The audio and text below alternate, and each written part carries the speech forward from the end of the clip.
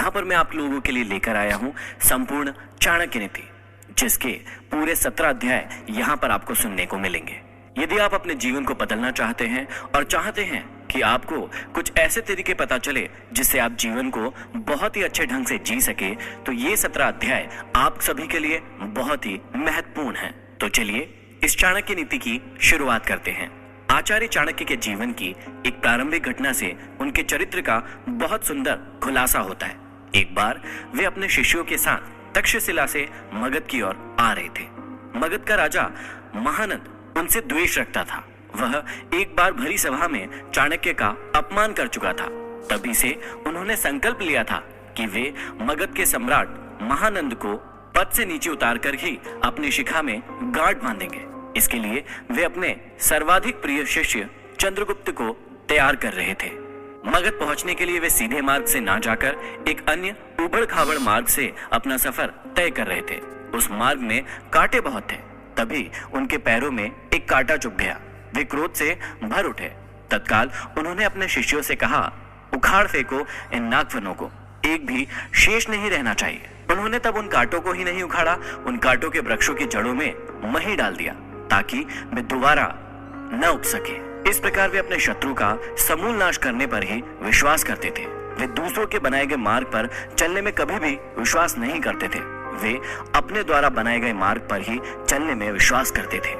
आशा करता हूं इन अध्यायों को सुनने के बाद आप भी अपनी जिंदगी में अपने मार्ग खुद तैयार करें, अपने ऊपर विश्वास करें और अपनी जिंदगी में आगे बढ़ें। तो चलिए प्रारंभ करते हैं। प्रथम अध्याय में श्री चाणक्य श्री विष्णु भगवान को नमन करते हुए समझाते हैं कि राजनीति में कभी कभी कुछ कर्म ऐसे दिखाई पड़ते हैं जिन्हें देखकर सोचना पड़ता है कि यह उचित हुआ या अनुचित, परंतु जिस अनीतिकारी से भी जन कल्याण होता हो अथवा धर्म का पक्ष प्रबल होता हो तो उस अनैतिक कार्य को भी नीति सम्मत ही माना जाएगा। उदाहरण के रूप में महाभारत के युद्ध में युधिष्ठिर द्वारा अश्वत्थामा की मृत्यु का उद्घोष करना यद्यपि नीति विरुद्ध था, पर नीति कुशल योगीराज कृष्ण ने इसे उचित माना था, क्योंकि वे गुरु द्रोणाचार्य के विकट संहार से अपनी सेना को बचाना चाहते थे। आगे चाणक्य समझाते हैं कि मूर्ख छात्रों को पढ़ाने से, दुष्ट स्त्री के पालन पोषण से और दुखियों के साथ संबंध रखने से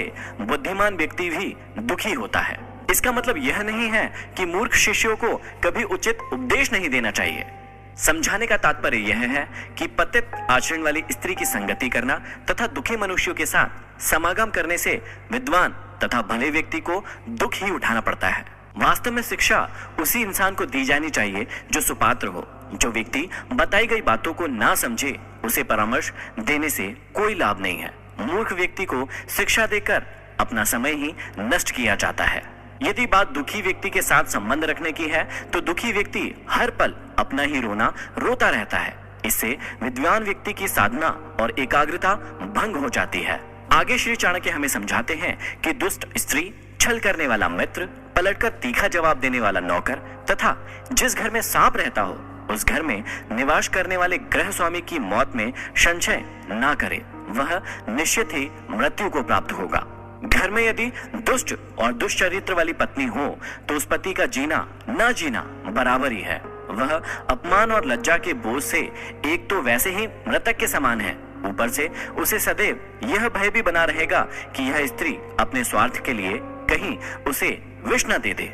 दूसरा, यदि उस गृह स्वामी का मित्र भी दगाबाज हो, धोखा देने वाला हो, तो ऐसा मित्र आस्तीन का सांप होता है। वह कभी भी अपने स्वार्थ के लिए उस गृह स्वामी को ऐसी स्थिति में डाल सकता है जिससे उबरना उसकी सामर्थ्य से बाहर की बात होती है। तीसरा, घर में यदि नौकर बदजुबान हो, बात बात में झगड़ा करने वाला हो, पलटकर तीखा जवाब देने वाला हो, तो समझ लेना चाहिए कि ऐसा नौकर निश्चित रूप से घर के भेद जानता है, और जो घर के भेद जान लेता है वह उसी तरह से घर बार का विनाश कर सकता है जैसे विभीषण ने घर में भेद करके रावण का विनाश करा दिया था। तभी मुहावरा भी बना, घर का भेदी लंका ढाए। विपत्ति के समय काम आने वाले धन की रक्षा करें, धन से स्त्री की रक्षा करें और अपनी रक्षा धन और स्त्री से सदा करें। अर्थात संकट के समय धन की जरूरत सभी को होती है, इसलिए संकट काल के लिए धन बचाकर रखना उत्तम होता है। धन से अपनी पत्नी की रक्षा की जा सकती है। अर्थात यदि परिवार पर कोई संकट आए तो धन का लोभ नहीं रखना चाहिए, परंतु यदि अपने ऊपर कोई संकट आ जाए तो उस समय उस धन व स्त्री दोनों का ही बलिदान कर देना चाहिए। आगे श्री चाणक्य कहते हैं कि आपत्ति से बचने के लिए धन की रक्षा करें, क्योंकि पता नहीं कब आपदा आ जाए और लक्ष्मी तो चंचल है। संचय किया गया धन कभी भी नष्ट हो सकता है। श्री चाणक्य कहते हैं कि जिस देश में सम्मान नहीं, आजीविका के साधन नहीं, बंधु बांधव अर्थात परिवार नहीं और विद्या प्राप्त करने के साधन नहीं, वहां हमें कभी भी नहीं रहना चाहिए। अगले श्लोक में श्री चाणक्य कहते हैं कि जहां धनी, वैदिक ब्राह्मण, राजा, नदी और वैद्य ये 5 न हो, वहां एक दिन से भी ज्यादा नहीं रहना चाहिए। भावार्थ यह है कि जिस जगह पर इन 5 का अभाव हो, वहां मनुष्य को एक दिन भी ठहरना उत्तम नहीं होगा। जहां धनी व्यक्ति होंगे वहां व्यापार अच्छा होगा, जहां व्यापार अच्छा होगा तो वहां आजीविका के साधन भी अच्छे होंगे। जहां श्रुतियों अर्थात वेदों के ज्ञाता ब्राह्मण होंगे वहां मनुष्य जीवन के धार्मिक तथा ज्ञान के क्षेत्र में भी विस्तृत रूप से फैले हुए होंगे। जहां स्वच्छ जल की नदियां होंगी वहां जल का अभाव नहीं रहेगा, और जहां कुशल वैद्य होंगे वहां बीमारी पास में नहीं आ सकती। आगे श्री चाणक्य कहते हैं कि जहां जीविका, भय, लज्जा, चतुराई और त्याग की भावना ये 5 चीज ना हो, वहां के लोगों का साथ कभी ना करें। श्री चाणक्य कहते हैं कि जिस स्थान पर जीवन यापन के साधन ना हो, जहां सदैव भय की परिस्थिति बनी रहती हो, जहां लज्जाशील व्यक्तियों की जगह बेशर्म और खुदगर्ज लोग रहते हो, जहां कला कौशल और हस्तशिल्प का सर्वदा अभाव हो और जहां के लोगों के मन में जरा भी त्याग और परोपकार की भावनाएं ना हो, वहां के लोगों के साथ ना तो रहें और ना ही उनसे कोई व्यवहार रखें।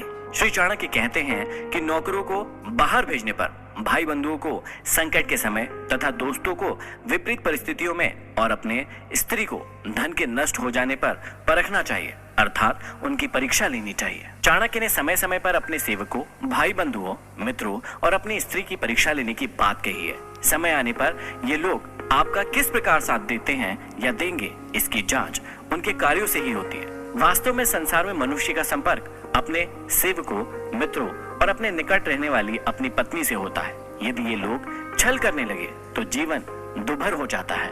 इसलिए समय समय पर इनकी जांच करना जरूरी है कि कहीं ये आपको धोखा तो नहीं दे रहे हैं। आगे समझाते हैं कि बीमारी में, विपत्ति काल में, अकाल के समय, दुश्मनों से दुख पाने या आक्रमण होने पर, राज दरबार में और शमशान भूमि में जो साथ रहता है वही सच्चा भाई बंधु अथवा मित्र होता है। श्री चाणक्य समझाते हैं कि जो अपने निश्चित कर्मों तथा वस्तु का त्याग करके अनिश्चित की चिंता करता है, उसका अनिश्चित लक्ष्य तो नष्ट हो ही जाता है, निश्चित भी नष्ट हो जाता है।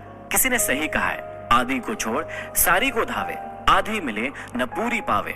जो व्यक्ति अपने निश्चित लक्ष्य से भटक जाता है उसका कोई भी लक्ष्य पूरा नहीं हो पाता है। अर्थात भाव यही है कि आदमी को उन्हीं कार्यों में अपने हाथ डालना चाहिए जिन्हें वह पूरा करने की सामर्थ्य रखता हो। आगे श्री चाणक्य कहते हैं कि बुद्धिमान इंसान को अच्छे कुल में जन्म लेने वाली कुरूप कन्या से भी विवाह कर लेना चाहिए, परंतु अच्छे रूप वाली नीच कुल की कन्या से विवाह नहीं करना चाहिए, क्योंकि विवाह संबंध समान कुल में ही श्रेष्ठ होता है।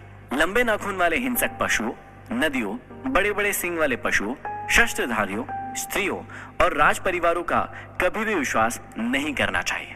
श्री चाणक्य कहते हैं कि पुरुषों की अपेक्षा स्त्रियों का भोजन दुगना, लज्जा चौगुनी, साहस 6 गुना और काम 8 गुना अधिक होता है। इन बातों का हमेशा ध्यान रखना चाहिए। ये था भाग 1। अब हम सुनेंगे अगले एपिसोड में भाग 2।